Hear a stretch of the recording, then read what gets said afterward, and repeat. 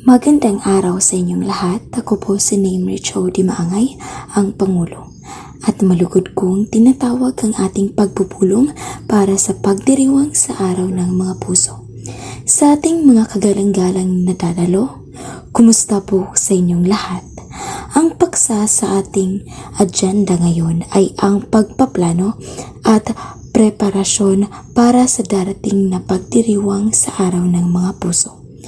Ito ang schedule natin ngayon. At ito ang mga kagalang-galang na dadalo sa ating pagpupulong ngayon. Ngayong araw tayo ay magkakasama upang pag-usapan ang mga mahahalagang hakbang para sa pagpaplano at preparasyon sa darating na araw ng mga puso. Narito ang ating mga agenda. Una, pagbubukas, na kung saan napapaloob dito ang pagbungad na panalangin at pambungad na pagbati. Pangalawa, pagtalima sa layunin ng pagpupulong. Napapaloob dito ang pagpapakilala ng layunin ng pulong. Pangatlo, pagtatalakay sa paksa, na kung saan napapaloob dito ang pagsusuri ng mga ideya at konsepto, brainstorming ng mga aktibidad at paghahanda ng budget at iba pang mga kailangan.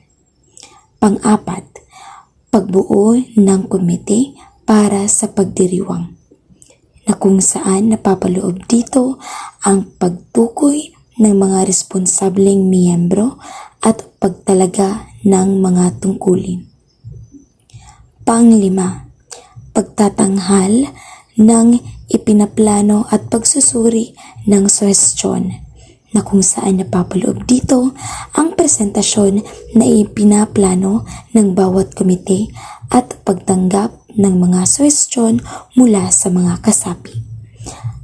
Pang-anim, pagsusuri ng sumusunod na hakbang at pagdagda ng mga deadline, na kung saan napapaloob dito ang pagtukoy ng mga hakbang na kailangan gawin at pagtakda ng mga deadline para sa bawat hakbang.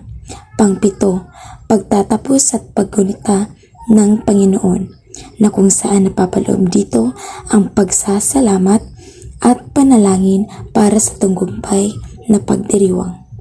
Ito po ang mga plano natin para sa pagpupulong.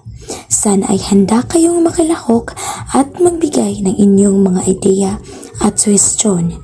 Maraming salamat po at magsimula tayo ngayon ng ating pagdiriwang.